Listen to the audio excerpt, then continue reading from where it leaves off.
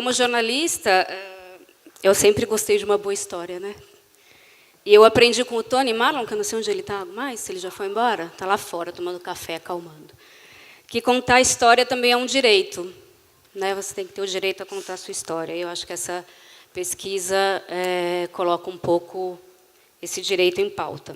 Está no nosso DNA a utilização de dados, e muitas vezes, sobretudo, dados públicos, né, para a gente poder fazer construir esse olhar que a gente quer, né, na verdade, assim, dar luz realmente às narrativas, outras narrativas do território, né, narrativas que contam, na verdade, realmente revelam a questão das potências, né, das pessoas que vivem nesses locais.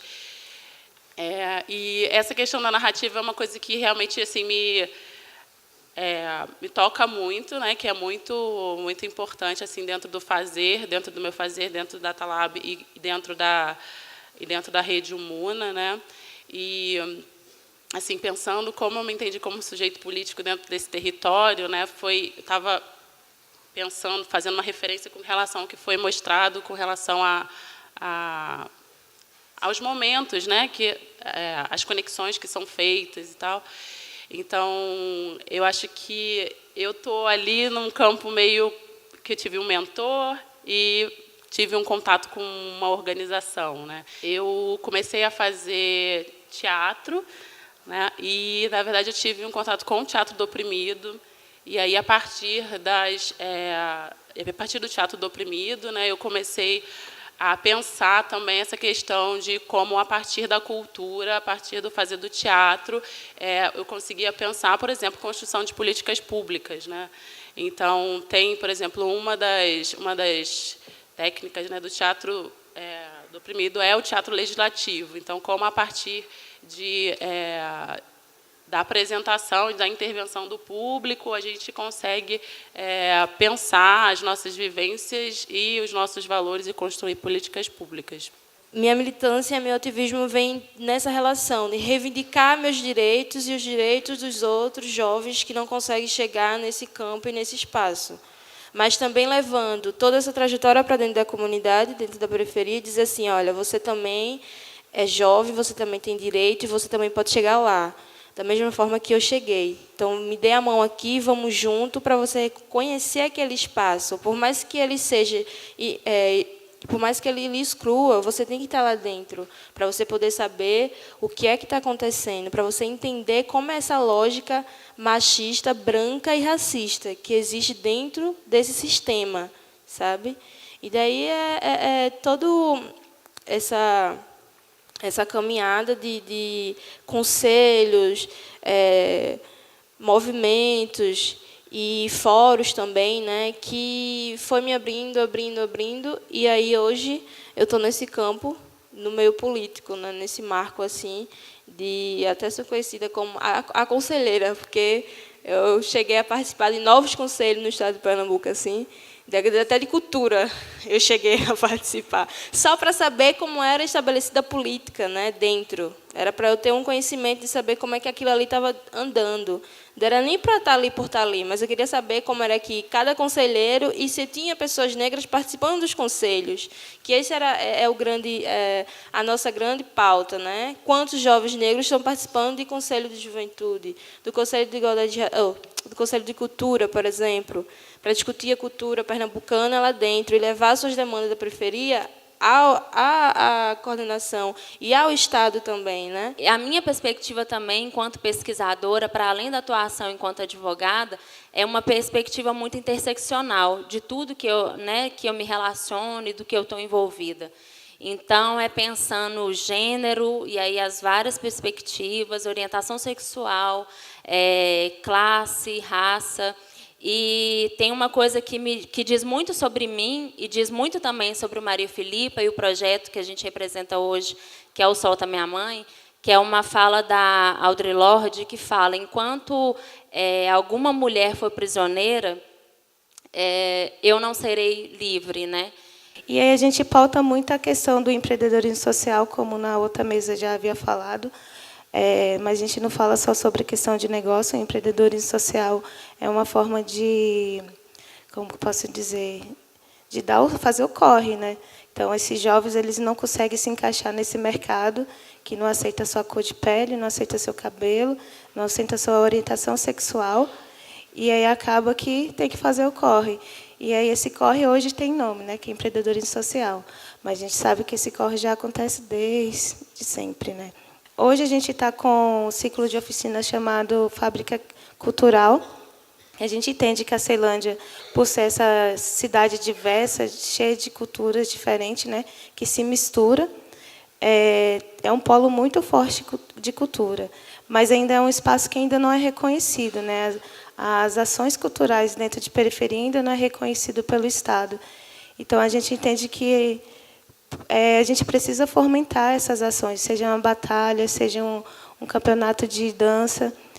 E aí, hoje, a gente está com a oficina que trabalha com produção cultural, que é para formar produtores. Formar não, qualificar, porque eles já estão produzindo, né? Qualificar. Tem a oficina de hold, que é de montagem de palco, dança, teatro e comunicação para festivais. E essas oficinas, todas as oficinas que a gente tenta mostrar para a comunidade o que é feito dentro do espaço. A gente fica dentro de uma praça, né? Que é um espaço que foi ocupado. Era uma praça que tinha questões históricas sobre questão de violência urbana, tráfico de droga nesse espaço, e tinha uns blocozinhos. Depois, se vocês quiserem pesquisar, é Praça do Cidadão, Ceilândia Norte. E aí esse espaço tem vários blocos, e esses blocos eram abandonados. Então, tinha muito índice de violência dentro deles. A gente ocupou, limpou, e hoje a gente está com a nossa sede lá nessa praça. E aí a gente sempre tenta levar mostrar para a comunidade o que está sendo feito dentro do espaço, né? Porque tem muitas pessoas que ainda não entendem o que é feito. Então, ver aqueles jovens reunidos, um monte de jovens negros reunidos assim, está traficando. Mas não, a gente está pensando mesmo, a gente está movimentando muito. A extrema importância desse debate, dessa pesquisa, ela vem a partir do momento quando a gente identifica a estrutura a qual a gente está inserida e o quão importante é ressignificar o conceito. O de periferia, o Racionais colaborou muito na década de 90. Agora, o conceito de cidade, a gente precisa muito ressignificar isso urgente, porque periferia é a cidade. Nosso amigo do DF, o Max Maciel, diz muito isso, né? A periferia é o centro. E aí a gente vai precisar compreender que a gente vai precisar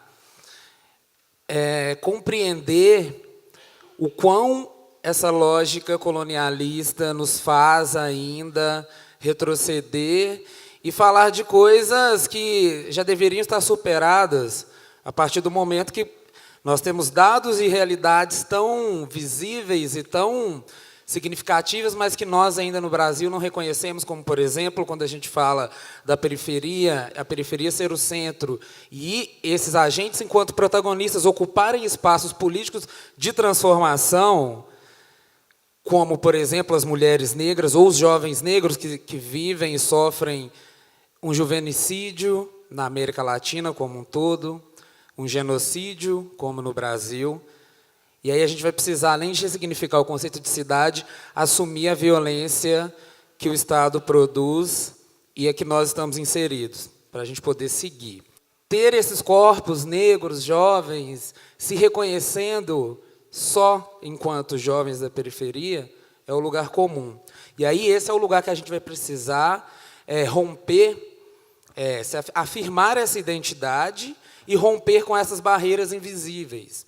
E aí a gente rompe com essas barreiras invisíveis, tendo ações disruptivas, como, por exemplo, as que nós construímos no Coletivo Pretas em Movimento, desde 2015, como as que a gente constrói atualmente na Gabinetona, que é uma tecnologia social, uma experiência muito rica a partir da política do afeto, onde a gente, de forma real, está em busca, experimentando, obviamente, mas subverter a ordem que está posta dentro de uma casa legislativa. E isso se inicia a partir do momento que uma equipe de assessores e uma vereadora, a mais votada da cidade, Áurea Carolina, é composta por jovens, negros, negras, LGBTs, pessoas trans. Esses corpos, de maneira muito competente, a partir só da sua presença naquele espaço, já é algo que rompe e transforma, porque a presença desses corpos, que são os corpos alvos do juvenicídio, do genocídio, do feminicídio, do encarceramento em massa, da exclusão social, a simples presença incomoda, e essa Casa Legislativa tem que se readaptar a esses corpos.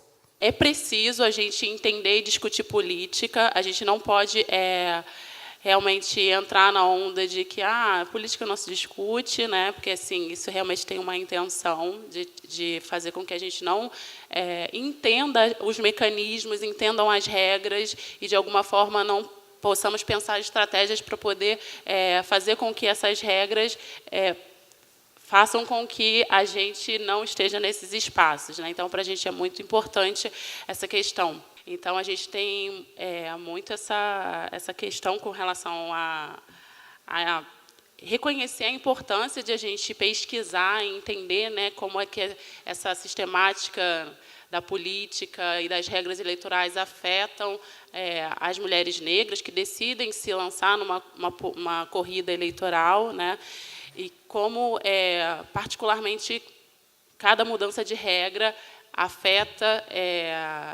as candidaturas, né? Eu acho que não é uma inovação no sentido de ser novo, sabe? Eu acho que as mulheres já estão fazendo isso há muito tempo, principalmente mulheres negras, já estão fazendo acontecer há muito tempo. Eu acho que o que está acontecendo agora é o que a gente costuma dizer, né? Não é um momento, é um movimento. E aí esse movimento é de dar visibilidade para essas mulheres que já estão fazendo acontecer há muito tempo, assim. E a gente foi consolidado em uma sociedade estruturalmente machista, patriarcal, e a mulher é vista inicialmente como propriedade. Hoje isso, né, em alguma medida, continua. No entanto, eu acho que agora é mais dar visibilidade para esse protagonismo, sabe? E dar a quem de direito essa visibilidade, esse poder, esse fazer as coisas, sabe? Em relação às mulheres encarceradas, por exemplo, vocês já pararam para pensar que, quando você vê alguma reportagem, alguma coisa na mídia em relação à população carcerária, geralmente são homens? Você não vê, por exemplo, na fila para poder fazer visita, alguma coisa do tipo, você não vê homens indo visitar as mulheres nas unidades prisionais. Quem vai fazer marmita é a mãe, é a irmã, é a filha. Você raramente vê o cara indo contribuir nesse sentido, sabe? Eu acho que isso também é algo também transformador, de dar visibilidade de quem são essas mulheres que estão sendo encarceradas. Primeiro que a gente está falando de narrativas jovens, pessoas que estão construindo um fronte extremamente importante no meio da sociedade, né? Então, as pessoas que estão do outro lado assistindo, certamente são as pessoas não negras, que precisam fazer essa escuta, que precisam saber que a gente está fazendo a mudança na nossa quebrada, sabe? E daí vem todo um processo de saber como isso vai ser visto pelas pessoas, se vai fazer uma escuta qualificada do que a gente mesmo está falando, sabe? Que é o meu grande aquele, eu não sei se é o medo, não sei, assim, sabe? Como é que eles vão perceber essa narrativa que eles estão vendo na televisão, porque não vai ser uma pessoa branca falando, entende? Vai ser vários pretos falando várias narrativas de várias construções, de vários caminhos que a gente está tentando colocar aí faz tempo e a galera não queria pegar, e aí veio uma pesquisa e colocou e toma na cara, tá ligado? Então, é justamente isso. Então, eu acho de grande importância ter essa série, até porque um jovem que talvez não reconheça como jovem negro, ou não sabe de uma luta, ou, enfim, possa fazer esse impacto nele, na mãe, no pai, sabe? E saber que, quando a gente está na rua, a gente não é vagabundo, a gente está lutando pelos nossos direitos, sabe? Que é renegado, que está acabando praticamente com esse governo que está agora, sabe? Que a população negra quer viver e não quer morrer. Esses corpos, essas vozes, e a forma como fomos posicionados no mundo, essa é uma das possibilidades que a gente tem de ressignificar e também apresentar uma outra forma de existir. Uma forma positiva, com discursos e narrativas que afirmam e determinaram que vão fazer a transformação política que a sociedade tanto almeja, mas, na verdade, não reconhece quais os agentes reais que têm essa possibilidade, que são os agentes periféricos, obviamente, que são os agentes que mantêm esse país de pé há séculos. Entretanto, é importante a gente considerar também que as críticas existem, obviamente, mas a gente sabe como a gente utiliza e como a gente também se posiciona nessas plataformas. São os espaços que a gente tanto... Porque, na verdade, a gente luta pela democratização dos meios de comunicação. Acredito que isso seja algo, para quem defende a democracia, algo que não pode passar batido numa discussão como essa, porque a partir do momento que a gente democratiza os meios, os acessos, e mais ainda, a quem tem a possibilidade de produzir conteúdo e chegar a essa escala de alcance, porque quem tem uma concessão pública no Brasil hoje? Sabemos de onde vem. Né? A gente pode voltar aí e falar da Constituição, um pouco antes dela vigorar, como esse processo se deu. Entretanto, é isso, saber de que forma a gente se insere e como a gente se reposiciona também, usando talvez no presente, os espaços que estão disponíveis. E é isso aí, vamos seguir no baile, gente. O importante é ocupar todos os espaços, mas de forma consciente, sabendo aonde a gente está e o que a gente está fazendo, né? E mais, de onde viemos. Tem um papel importante sobre a questão dos fundos, porque é muito legal, né? Tem muitos pretos se candidatando, que legal, mas o pessoal quer a manutenção do poder. Não existe isso. Diversidade não é representatividade, é proporcionalidade. Enquanto tiver meio a meio, não vai funcionar, porque o Brasil não pagou essa conta até hoje, né? Teve o negócio do Holocausto, todo mundo ganhou. A gente tanto que o Spike Lee, a produtora dele, no CNPJ, 40 acres e uma mula. Que nada mais é que a gente tem que dividir essas terras, e não foi dividido.